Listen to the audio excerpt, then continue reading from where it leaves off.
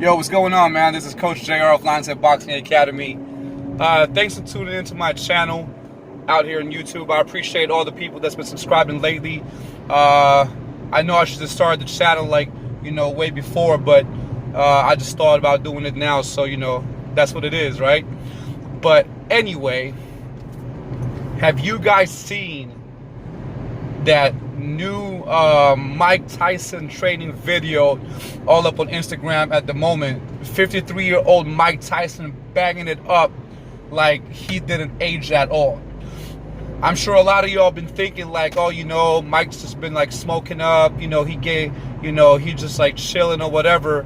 And I don't think anybody actually ever expected for him to move that way still at 53 years old.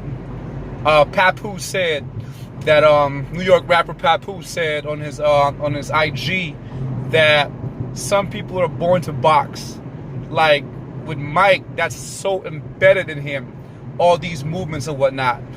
But and he was saying also that he actually looked better than a lot of younger fighters nowadays, which is so true. But damn, the torque on those movements, on those punches, the snap, the hip snap, the shoulder snaps, it's amazing to see. And once again, 53 years old, who doesn't really train much anymore, that is something else, right? So I just want to say, I just want to talk quick about that kind of movement, the biomechanics of that movement. How is somebody able to throw punches that way, even though, okay, fine, it's already embedded him and all that, but how do you get that movement? Now, one of the things that we focus on at Lionshead is this thing that we call biomechanics, specifically for boxing. So biomechanics is just simply studying the most important movements that you need for boxing, for throwing a punch, for throwing those power shots. And one of the biggest, most important things is rotation. Now, a lot of people, one of the very basic stuff that people know is that you have to always pivot your foot, your hips, your torso, right? But one of the things that people miss when it comes to training is actually that shoulder snap. Mike talked about that in his earlier days when he was talking about how to knock somebody out. He specifically said you have to have that shoulder snap at the end, because that's what gives that punch its extra oomph, right? So you need to learn not to only throw the shoulder that you're using for that punch. So say, for example, you're thinking, oh, because I'm throwing the left hook, that's why I got to focus real good on throwing that left hook, that left shoulder with the punch. Yes, that's correct.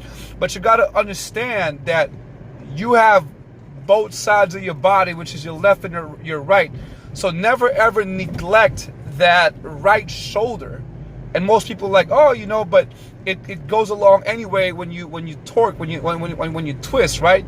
Actually, this whole thing, biomechanics, has a lot to do with mind to muscle connection, just like bodybuilding. So what I'm trying to say is that if you're turning your left hook towards the inside and you're focusing your shoulder to turn the same way, you also got to try to put in your head that you're whipping your right shoulder outside on the opposite direction of where, not the opposite direction, the same direction, but you're whipping on the outside instead of the inside.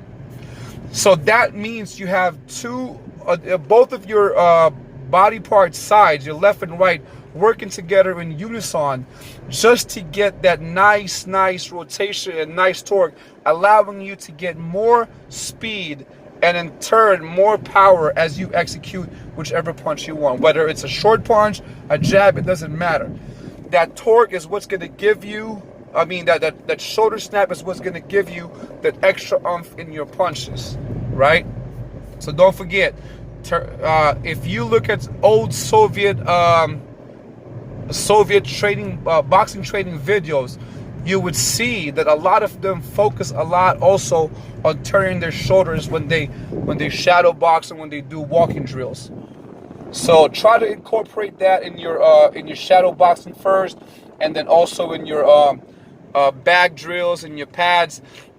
We always, I say sometimes, like, in order for you to learn a movement good, matter of fact, sometimes you have to exaggerate the movement just so you teach your body how to do the full range of motion. By exaggerating the movement, you're actually teaching your body how to access the important muscle parts that you need for that particular movement, hence your punches. All right, so take care, guys. Keep trading. That's just a little advice for everybody out there, especially for the ones who's trying to figure out like how to make my punches more powerful, more explosive. So rewind this video if you wanna know how I train my fighters when it comes to power punching. So thanks a lot, guys. I appreciate you. Don't forget to subscribe to my channel, and there's gonna be a lot more boxing content coming up almost every day. Peace.